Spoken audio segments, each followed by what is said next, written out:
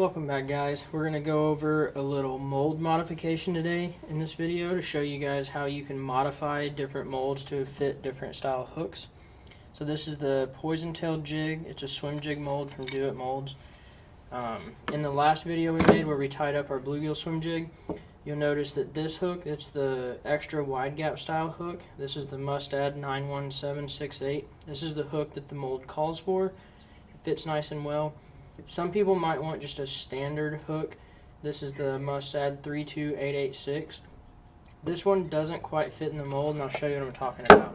If you put the regular hook that's meant for the mold in it, close it up, there's no gap. Everything's nice and smooth and seamless. But then when you try to put a standard hook, and partly because the wire on this is slightly thicker and heavier, but when you put that inside the mold and try to close it, you have a gap, which is not good. When you go to pour your lead in there, all that lead is just going to come flashing out. It's going to get messy, and it's not safe. The melting point of lead is something like 600 and something degrees, so you definitely want to make sure that your molds are fully seated and closed before you pour your lead. That way nothing bad can happen. So what we're going to do on this, the hook eye, I'm going to show you with this. I just use a little Dremel. So the hook eye, if we just take it and route out the outside, this outside edge a little bit, it'll allow that other hook to sit all the way down in. You don't want to route out too much by the opening of the hook, because by doing that, if you try to use the standard hook back in it, it'll, again, the lead will flash out and get real messy. So you just want to slowly go around the outside edge, and you want to make sure not to go deeper than the bottom base of where this is already routed out, because you want your hook to sit nice and centered.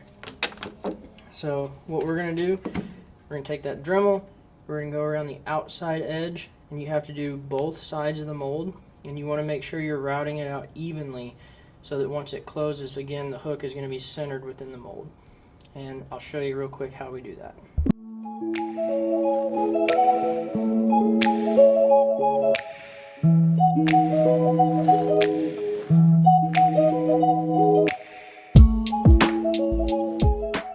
Alright, and we are done. We have routed out both sides of the hook, or both sides of the mold evenly, so that this regular round bend hook sits in there. When we close this up now, there's no gap. It's seamless, the lead's going to pour good, won't have any flashing, and everything's going to be good. Another thing you can listen for, so if I put this hook over here in the side that I haven't modified, listen to it when I close it. It's kind of a thud, and you can see you have your gap. When you put it over here where we have modified it, and you close it, you should hear a nice crisp snap from where the aluminum is hitting and just not pinching on the hook anywhere. We're going to pour a couple of these, and I'll show you how, even though you've modified it to fit that one, you can still use a standard hook and everything will work just fine. Alright, so we plugged in our pot, got our lead melted, got it good and flowing. So one thing I want to touch on when it comes to pouring these, what a lot of people will do is when they go to pour it, they'll hold their mold way down here.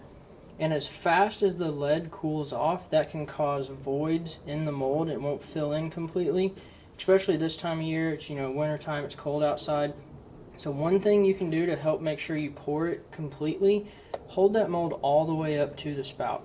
You'll see when we pour this how fast we can open the mold. It cools off so fast. If you're holding your mold pretty far away from the spout, the lead might be getting too cold by the time it actually goes all the way into the cavity, and you'll have voids and it won't fill in all the way.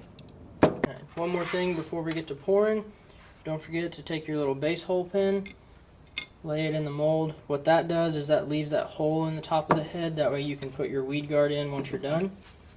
So here is the standard bend hook that we modified the mold for. We're going to fill it in, and you can see we just filled that in. We can already open it. Got a nice clean pour.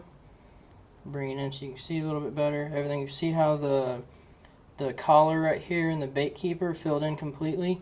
Those are the typical spots where people will have issues with it not filling in from pouring too cold. Another thing to keep in mind, let me get my pliers real quick. When you go to pull these out of the molds, always grab by the sprue and pull it out. Because what you want to do is you want to make sure you're grabbing that lead. A lot of guys will try to grab the hook and pull it out. Well, if you do it too quick, that lead, it's already hardened, but it's still soft. And so if you grab the hook and try to pull it out, you can actually break the hook loose from the lead, especially on some of the bigger sizes where the lead actually takes longer to fully harden. We're gonna now, I'll show you real quick, we're gonna put the standard hook, or the regular hook the mold calls for, that wide gap hook in the mold. Put our base hole pin in, close it up, we're gonna pour that.